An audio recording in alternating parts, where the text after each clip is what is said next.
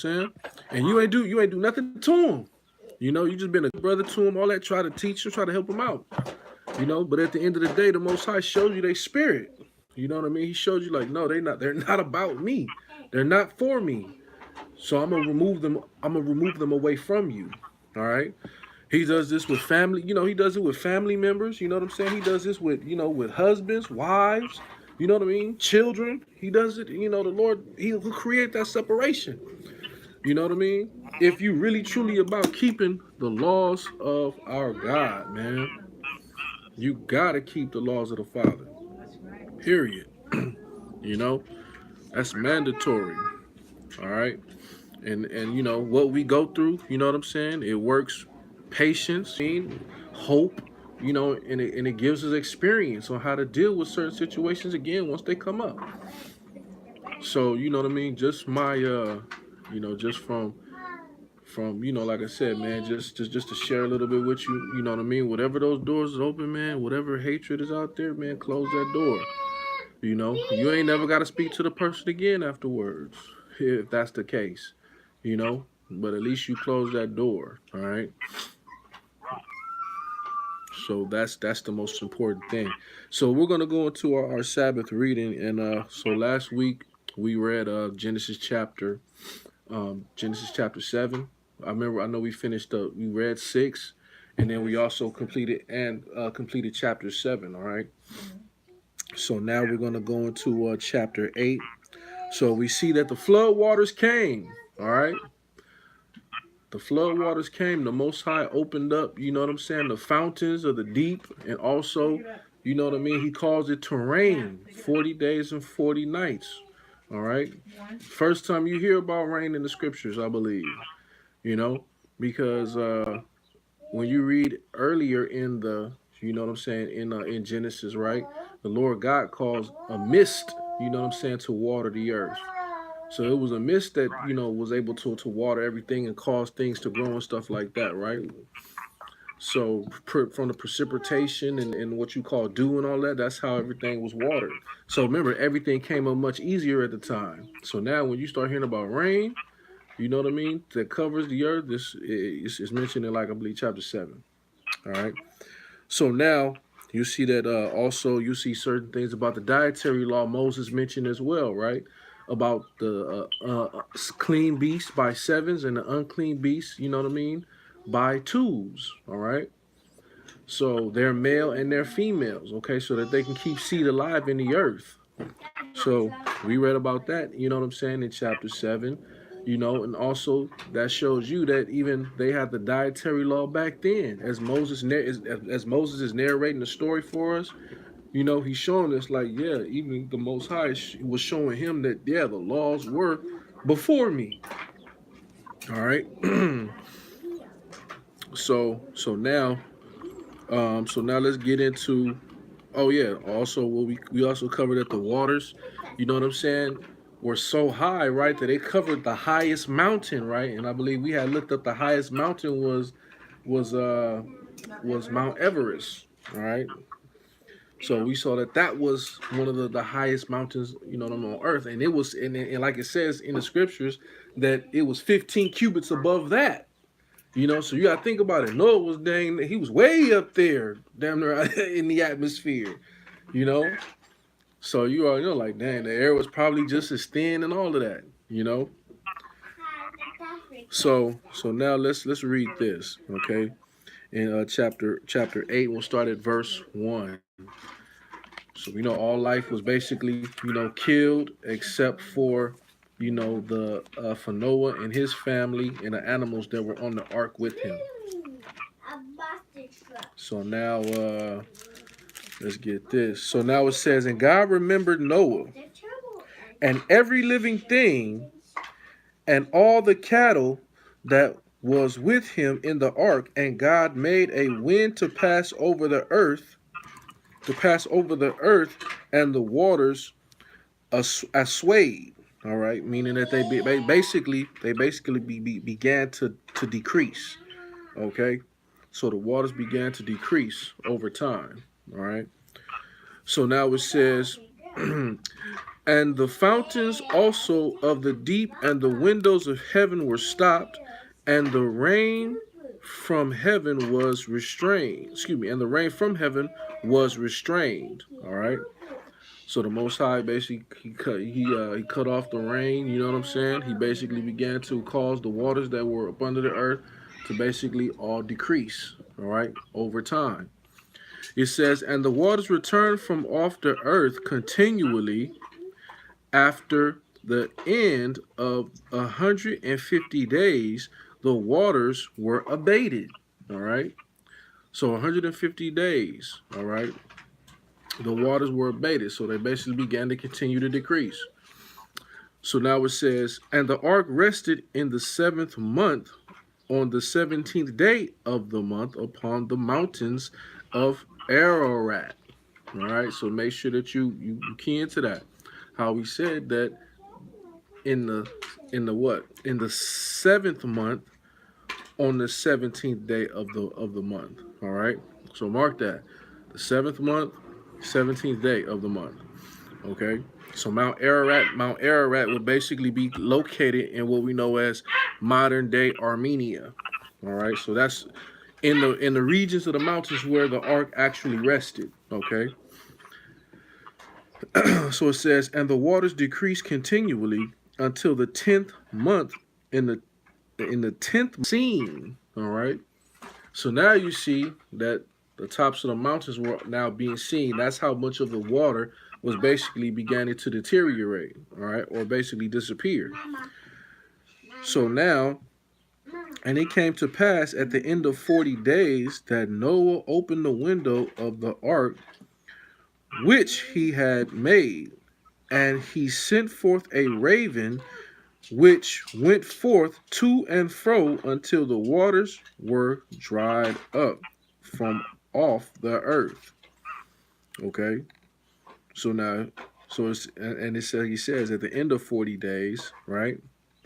So you could pretty much, we'll do a little bit of the math and see exactly, what time frame and all that this was what's going on, right? So now he says in, let's reverse 7 again. Let's reverse 6 again. And it came to pass at the end of 40 days that Noah opened the windows of the ark which he had made, and he sent forth a raven which went forth to and fro until the waters were dried up from off the earth. Also he sent forth a dove from him to see if the waters were abated from off the face of the ground, right? So we sent a raven and he sent a dove, all right? So now it says, but the dove found no rest for the sole of her feet, for the sole of her foot, and she returned unto him into the ark. For the waters were on the face of the whole earth. Then he put forth his hand and took her and put her in unto him into the ark. So the dove came back, all right, because it couldn't find any place to rest. So that means the waters were still surrounding them, all right, at this time. So remember, you know what I'm saying?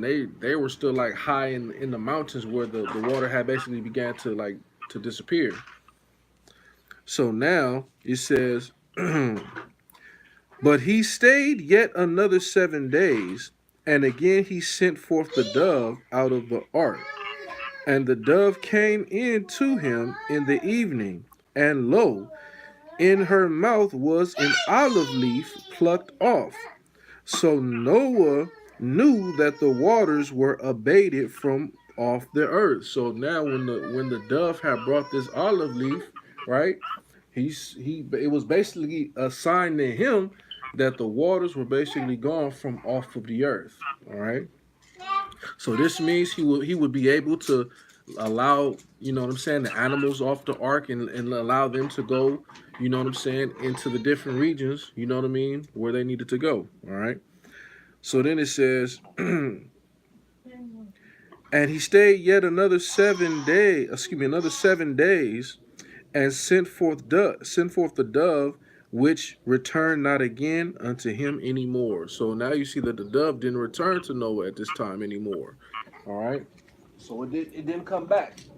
That's how much of the waters was basically gone from off of the face of the earth.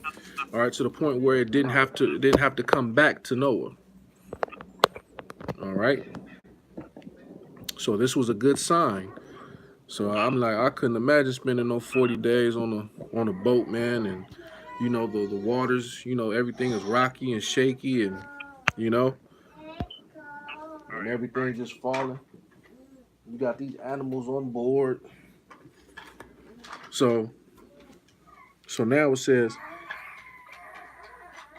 in verse 13, and it came to pass in the 601st year, in the first month, the first day of the month, the waters were dried up from off the earth, and Noah removed the covering of the ark and looked, and behold, the face of the ground was dry. Right, so now officially they were able to come out of that ark, and they seen that all of the ground was pretty much dry.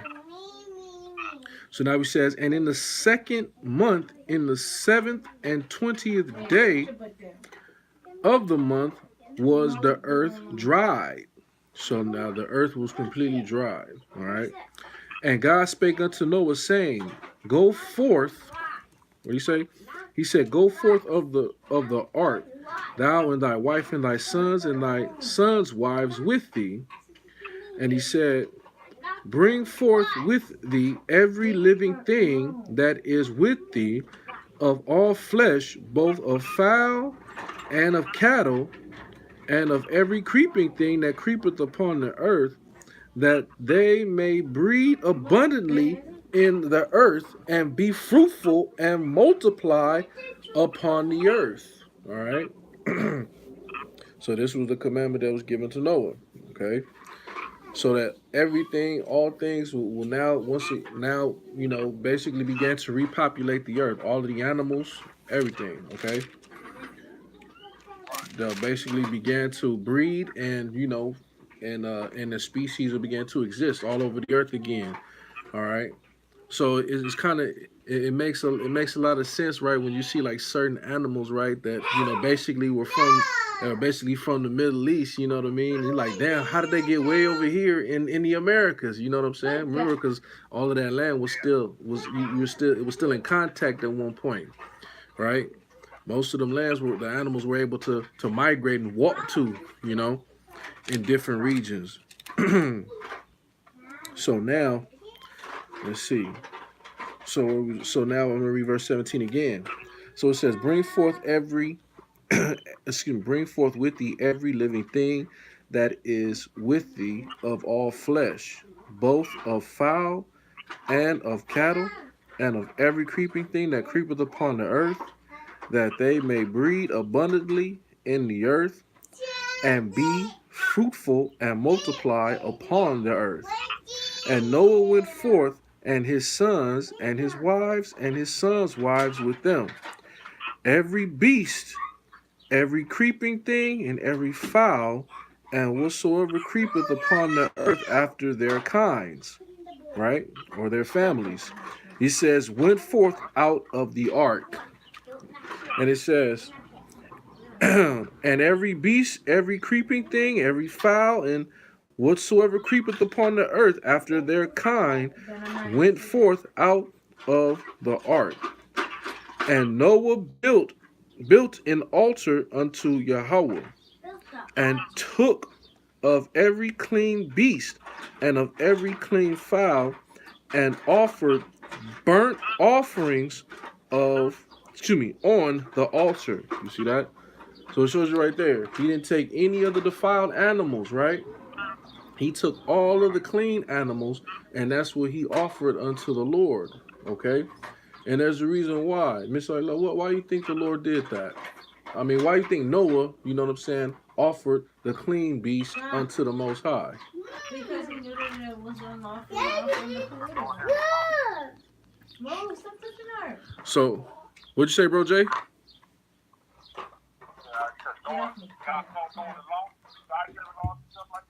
Yeah. So remember, the dietary laws have been around, you know what I'm saying, Since Adam. All right. So remember, in certain parts, man, it's like, all right, like you read chapter 1, it's gonna show you that, yeah, he gave man the commandment to be able to eat, of every fruit, you know what I'm saying, and every fruit of the tree, right, and every herb of the field, right, you know what I'm saying, that's for food.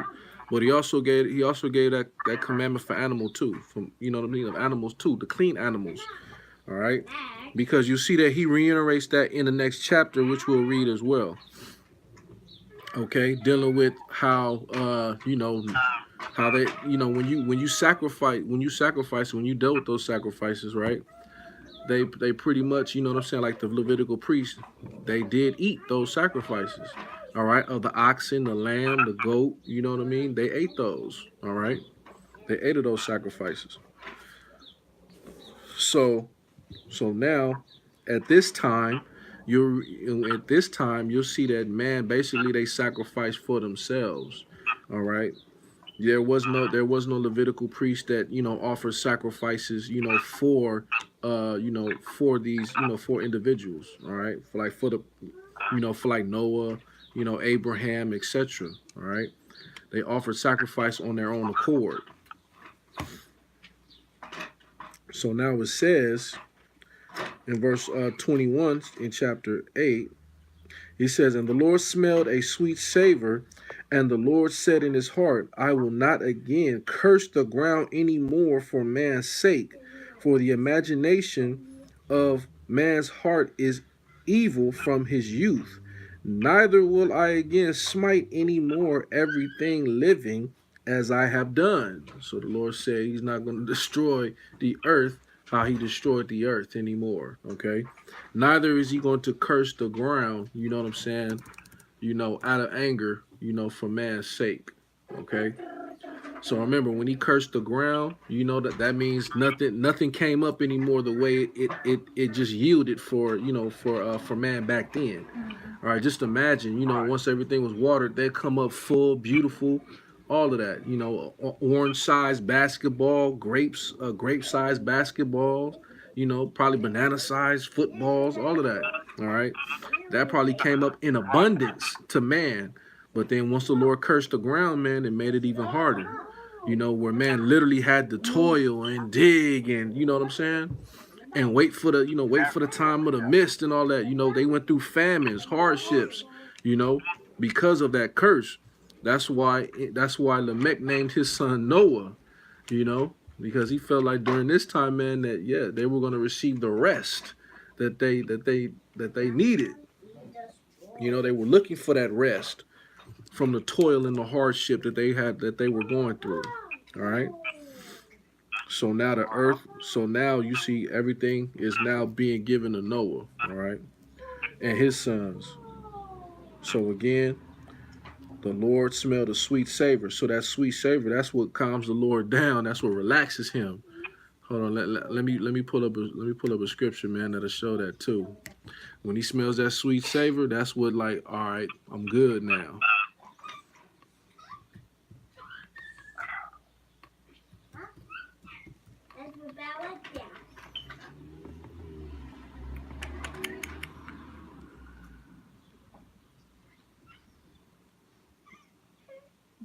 So hold on 1 second, my brother.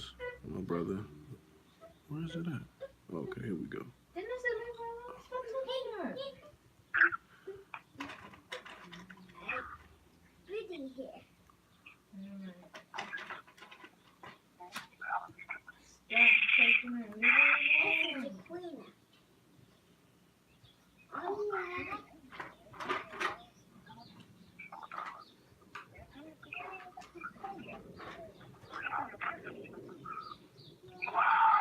Can you not have your stuff all over? All right.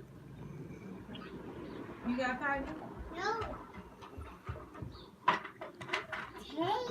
It's not popping up in my decks, but basically the sweet savor, you know what I'm saying, that, or that sweet smell, that's what, like, it basically, like, it was relaxing unto the Lord.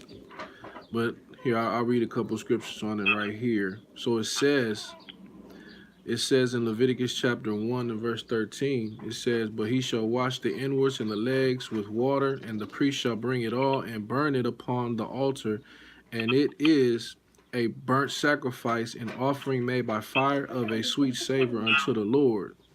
All right. So Leviticus chapter 1 verse 13. That's the first precept, right? Yeah. So this is basically what Noah. This is basically what Noah is doing right now in the process of sacrifice. All right. So definitely read all of the book of Leviticus chapters 1 and chapters 2, like basically like chapters 2 through 3, right? That basically shows you, you know what I'm saying, about pretty much about sacrifice. All right. You know, and that's gonna that'll definitely show you the process that our fathers had went through, or the patriarchs went through. All right, when they sacrificed upon the altar, and what those sacrifices represented.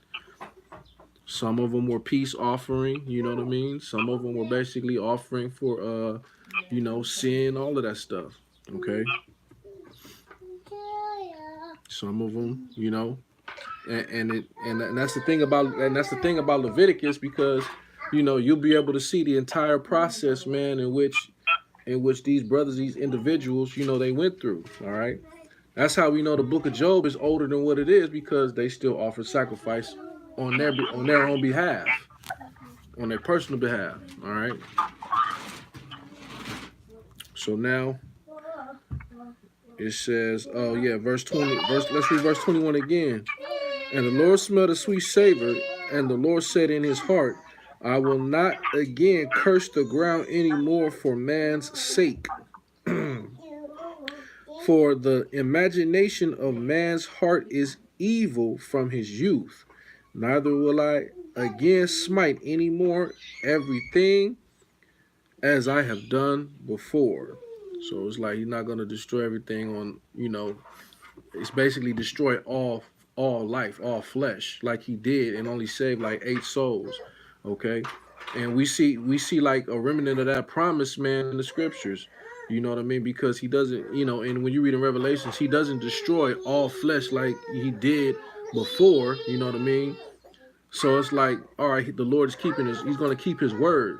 So you see that many of the nations, you know, they're going to survive, right? But they're pretty much, you know, they're going to be servants. All right. That is their chance for survival, to serve Israel. Okay. You know, so you see that many of those nations will still be around. There's still going to be a lot of people, but like the scriptures say, he's going to strike a great deal of men. You know, he's going to destroy a great deal of men off the face of the earth. Okay, he's going to destroy a great deal of mankind off the face of the earth. So you know how Esau got that population control thing, where they trying to get to 250 million or whatever the case may be, or decrease the population to 250 million. Well, guess what? You know, Esau ain't gonna do it. The Most High gonna be the one to handle that. And guess what? They're gonna be the ones subject unto Christ in Israel. All right. So a great deal of them, man. I'll get it. I have to find it in Revelations, man. But he talk about how he gonna smoke like a great portion of them. But what was you saying, Ayla? No, I was gonna ask a question. Yeah, what's up?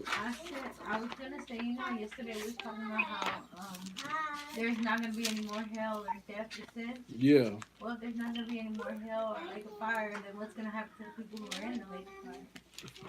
The people what's gonna happen to the people who are in the lake of fire? If there's not gonna be any more. If there's not gonna be any more sin, or any more hell or anything like that. Well, for one, you got to remember, you know, hell doesn't always mean burning and stuff like that, right? Remember, hell can be simply translated as the grave. You know what I mean? Being buried underground. So, but in Revelations, remember, it talks about how they're all going to be brought back. Everybody's going to be awakened. You know what I mean? From everybody from the time of the flood all the way up until now. And they're going to be judged according to their works. All right? They're going to be judged according to their works. And then, like we read in Revelations 21, right? Hold on. Let me bounce to this real quick, guys. So in Revelation chapter 20 and and verse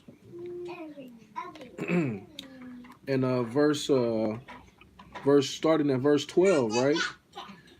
It says, "And I saw the dead, small and great, stand before God." So remember, there's gonna be all of the dead, right? They're gonna stand before the Most High. All right. So remember, everybody everybody that's still alive, like the scriptures talk about. You know what I mean? They basically they're gonna be carried up.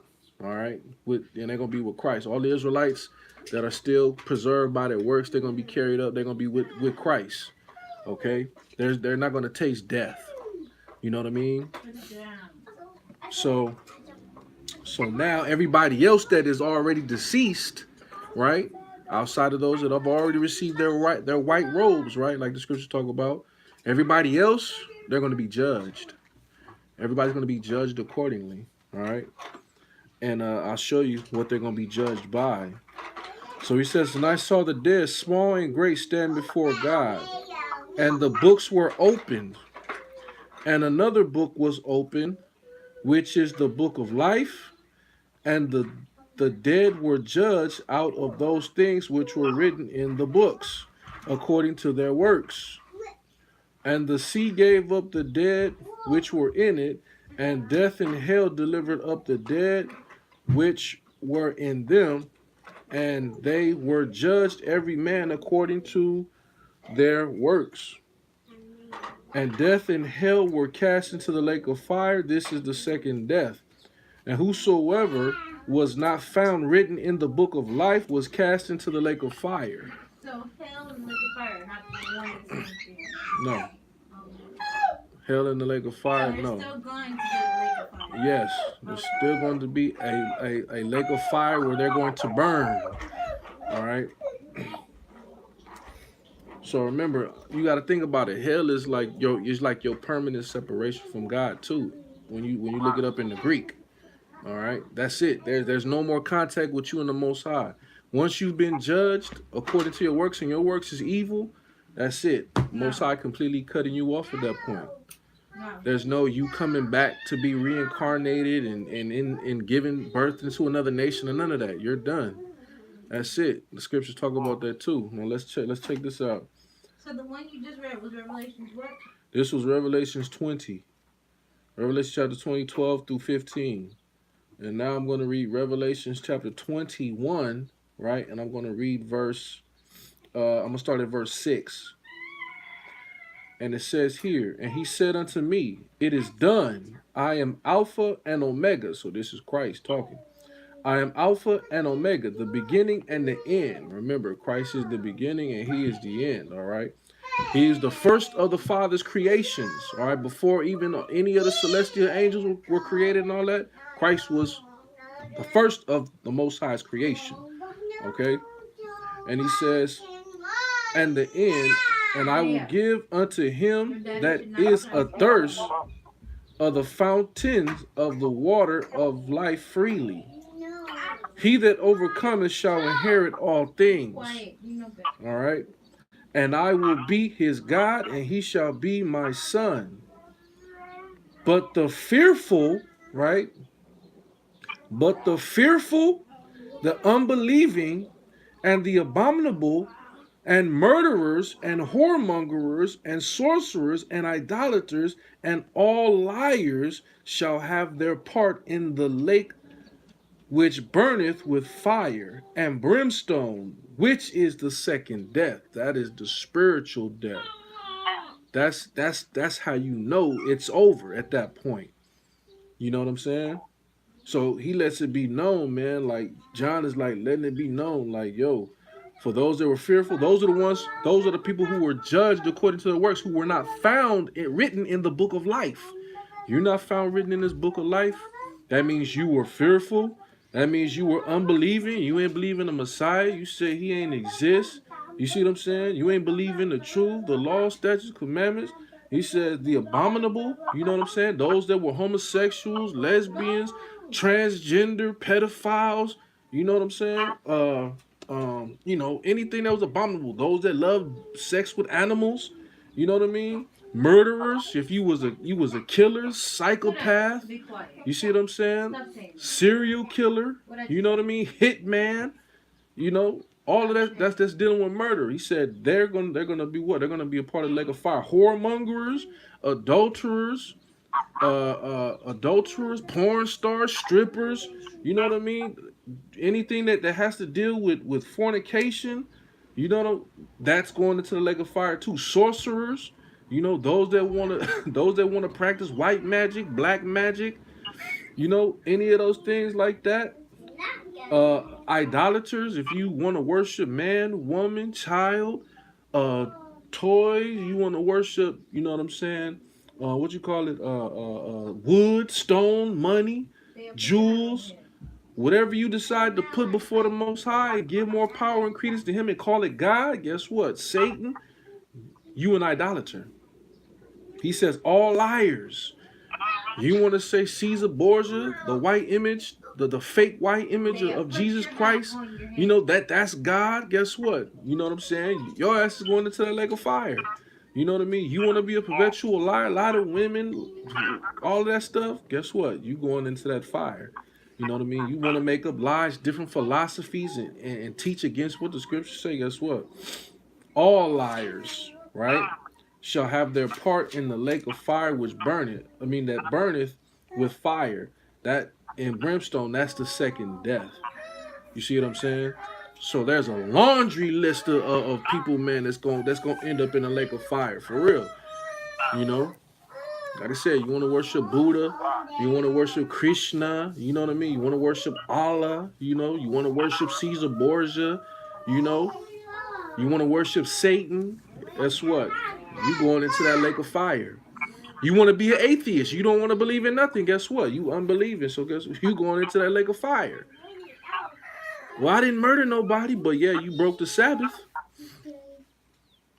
Oh well, I was in the truth. Well, guess what? You were still breaking the Sabbath, teaching to break the Sabbath. You going into that lake of fire, period, man. So so everybody, so everybody, man, that's not found, that's written in that book of life, they basically fall into that category, period. And it's beautiful how the scriptures show us that. It outlines that for us, all right? It shows us what's not getting in. You know what I mean? Literally, all right? Now it's more to it, but we can go into that at a later time too. So you're dealing with those. When you start dealing with those that are going to be saved, the Most High shows us that too. All right, and then He also gives us more detail. Okay, about those who aren't found in written in the book of life. So now, just going back to Genesis chapter 8. Did that answer your question, Miss Hyla? I mean, from what you heard. All right. So now let's go back to Genesis chapter 8. All right. So remember, many of the laws. So many of the laws that you see that you see here in in Genesis, you know what I mean. You'll definitely see them also, in the laws of the Heavenly Father too. All right, in the laws of God. So like I said, the dietary law, that's just one of them, right? We go to the book of Leviticus chapter 11. He shows us what? What does the Lord show us there as we can read it? He shows us, and I'm going to read verse 1, Leviticus 11:1. So he says, "And the Lord spake unto Moses and to Aaron, saying unto them, Speak unto the children of Israel, saying, These are the beasts which ye shall eat among all beasts that are on the earth." You see that? So he shows you that these are the animals that we'll be able to eat. Okay? He says, "Whatsoever parteth the hoof, and is cloven footed, and cheweth the cud among the beasts, that shall ye eat." So he showed us right there, man, like it has to part the hoof, it has to be cloven footed, and it has to chew the cud. So now he does not list those animals, right? But you can go online, you can look at those animals that are cloven footed and that eat grass, right? And that part the hoof, it'll give you a whole list of them. All right. And no, that is the meat that you are able to eat. Okay. And then like say for instance like ox, you can eat the ox, you can eat lamb, you can eat goat. You know what I'm saying? I think that was it the ibex, which is like a ram, you can eat that. Deer, you know, you can eat those, all right? But you can't eat bison, but you can't eat zebra. You know what I'm saying? The zebra is not meant for you. You can't eat a horse, right? A horse is not meant for you to eat. You know what I mean? A giraffe, you can eat giraffe. All right, because a giraffe it does chew grass and it is cloven footed and it part of the hoof. So if anybody know anybody that eat giraffe meat, then let me know. I mean, maybe if we was in Africa and we was in the wild and we see it like, we could probably get it. So it says, so then it says in verse 4, nevertheless, these shall ye not eat of them that chew the cud, meaning eat grass, or of them that divide the hoof, as the camel. He says the camel, because he cheweth the cud, but divideth not the hoof, he is unclean to you. So then he shows you, like, right, when you look at a camel's foot, right? What does a camel's foot look like? It's round. It's round and it look like it got toes. You see what I'm saying? You can't eat it. So remember, camel is meant for what? Transportation. So the Lord created certain beasts, right, for you to ride upon, right? That's your transportation. Negroes don't walk around here eating their cars. You see what I'm saying? You don't walk around here eating your car. Right. But shoot, but at that time, man, that was mass transportation. A horse, that was mass transportation. That's what they rode. All right. I ain't never seen nobody train no zebra to ride around and all that stuff. Yeah, zebra, they're untamable. And that's food. Yeah, that's food for a lion. You know what I mean? Certain animals were created to be food for other animals. But that's why they're so tough, because they have to fight off lions. Yeah. So remember, the Lord said he's unclean to us. All right, we're not to eat it. So he gives you an example of that. And then look at a rhino. A rhino was unlawful to us. You know what I'm saying? And the Lord shows us, man, like different animals in this, in this chapter, you know what I mean, that we cannot eat. Even bugs that we're not supposed to touch. All right. And certain animals with paws. Yeah. So yeah, the Lord mentions paws in there too. The animals so have paws. He shows you that rabbit. So he says here in verse 5, and the coney, because he cheweth the cud, he divideth not the hoof, he is unclean to you. So a coney is a rabbit. Yeah, it's a European rabbit. It's not a hare? No, it's in the family of it. Oh. So so we don't eat those. We don't eat no conies, man. So you got people who like eating rabbit foot and rabbit stew and all that. Can't have that. All right. So yeah, it's unclean to us. Yeah. And reptiles are unlawful. You know what I mean? So he says, and the hare, right, which is another European rabbit. So these are basically these are just big old rodents. That's all a rabbit is. It's a big old rodent. It's a part of the rodent family. So it says, because he cheweth the cud, divideth not the hoof, he is unclean to you. So again, the Lord shows us that it's unclean to us because it doesn't have the clean characteristics that we're supposed to look for on those animals. All right. So anywhere in the wild, man, we go anywhere in the wild. You know what I'm saying? Jason, Tanel, they get stuck somewhere in the African bush. All they got to do is when they hunt an animal and they could just look at his feet. Right? Look at what it eats. And it shows you that, it has to eat that grass, and it has to be cloven footed, and it has to chew. I mean, it has to divide and part the hoof. All right. So then he shows us here. Now this is the tricky one. The swine, though he divide the hoof and be cloven footed, yet he cheweth not the cud, he is unclean to you. So the pig, right? So a pig is unlawful for us to eat. All right. But the old English term for it is swine. All right. So it's unclean to us, right? Even though that it's cloven footed, it parted the hoof, but Turn around. it's unlawful for us to eat. We're not supposed to touch it. So that's what the Lord, that's what the Lord shows us in His laws, man. So, you have even those. Remember, Eli, that Jewish guy you was talking about. He said that they had made a clean pig. he was saying that he had made that pig eat grass, right? So what he call it, a kosher pig, right? Yeah. So like, no, it's still a pig, man. It's still commanded for us not to eat it. Yeah. Not to touch it. You see what I'm saying?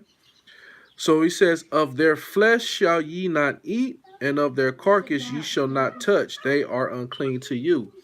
All right. So it's an unclean animal. All right. It's off limits to us. That's why the Lord said not to eat it. But you see the nations, man, they did they damnness, to make it a delicacy. Roasted pork, pork belly. You know what I'm saying? Pig. What they say? You cooking lard. That's the best. That's the best cooking grease to cook in. You know what I mean? Many restaurants use that. Pig ears, pig feet, hog head cheese. Yeah. So that's what.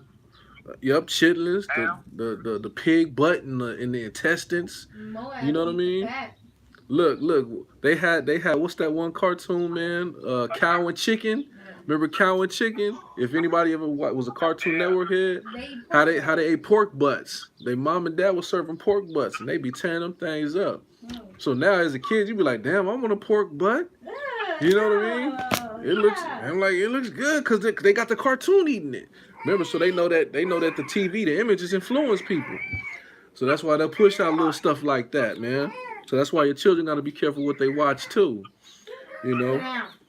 So, but other than that, any part of the pig, man, dealing anything with it from its skin, you know what I'm saying? From its skin, all of that, it's unclean to us.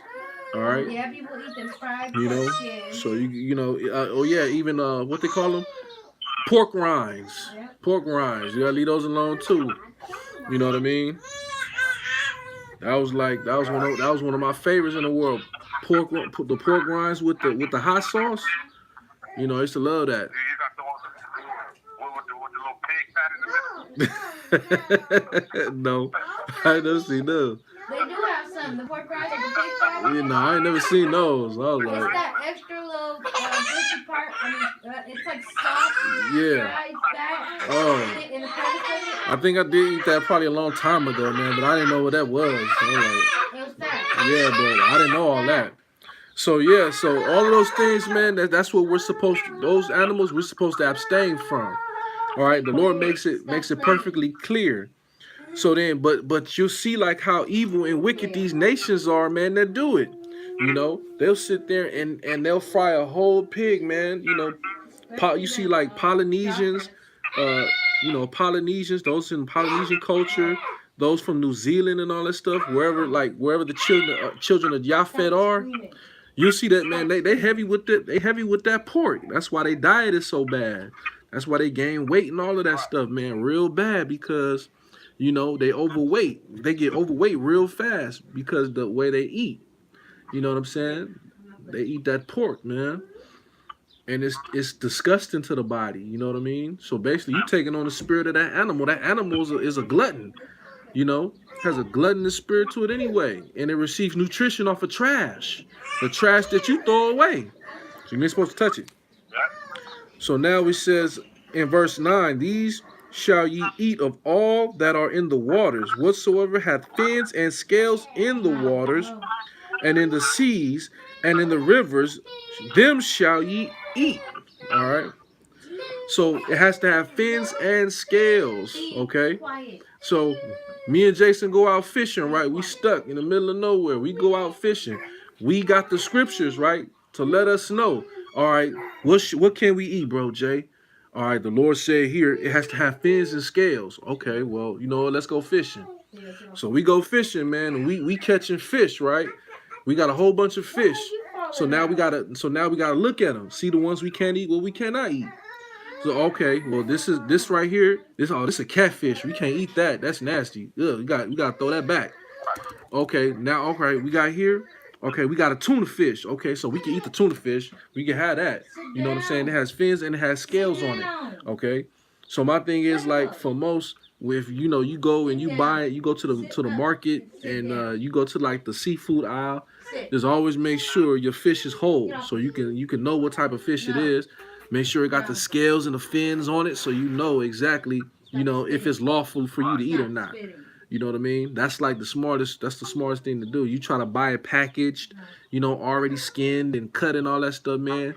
You could be fooling yourself. All right. Because we already know, man, that these people, man, they deceitful. The wicked are deceitful, man. And they thinking about ways that they can keep us defiled. So we want to make sure, like, hey, you know what? We stay out of that. We stay out of that mode, man. So I'm like, nope. We gonna get the whole fish. We gonna make sure if we gonna have a cookout or fish, we getting all this. We'll clean off the scales and we'll skin it, gut it, whatever. But we see that it has everything that the Bible says is on it, so we good. All right. So now it says, and all that have not fins and scales in the seas and in the rivers, of all that move in the waters, and of any living thing which is in the waters, they shall be an abomination unto you. You see that? So if it does not have fins and scales, or if it's missing one or the other, you know what I mean? You're not supposed to touch it. A shark has fins, but it doesn't have scales. You can't eat it. A dolphin has fins, you know what I'm saying, but it doesn't have scales. And octopus and all of the Yeah. off limits.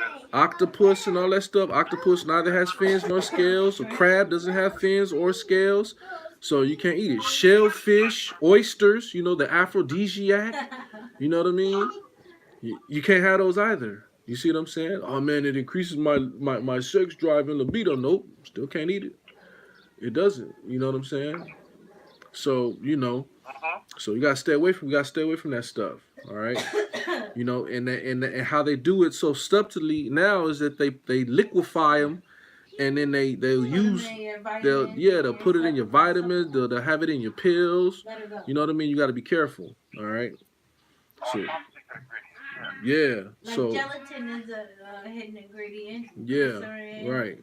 Yeah. Gelatin, glycerins, certain glycerins. What they call it? Animal Capsules. fats. You know what I'm saying? They either they have like capsules made of animal, but they don't tell you what kind of animal it's from. Like I went to when I used to go to GNC, right? And I used to get like I used to get certain supplements from GNC, man. And I asked like, hey, what kind of capsules is it? Is it vegetable capsules? They don't know. So then I call the company, man, and a couple of them they'll tell you, oh, that's it's pig and beef. Yeah, You know what I mean? mix it or keep it Yeah, pork, so that's why you got to be careful, because they'll mix stuff in with with the clean animal, and it's basically it's defiled. But even though it's clean, it's still defiled by the unclean animal. You see what I'm saying? That it's mixed with. So we got to avoid that stuff at all times too. Yeah, that's why the Lord told Noah to do what? He said, I want you to sacrifice the clean animals. He didn't say sacrifice the unclean animals. Remember, because the Lord, he will not accept unclean animals being sacrificed to him. All right? And that's in the law of our fathers. Okay? Let me pull it up. Let me pull that one up real quick. Just kind of covering the aspect with with the altar and the sacrifice. All right? How the Lord doesn't tolerate that. Okay? Hold on.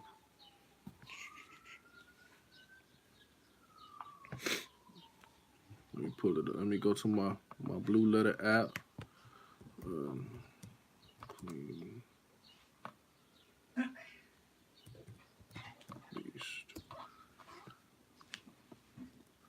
All right.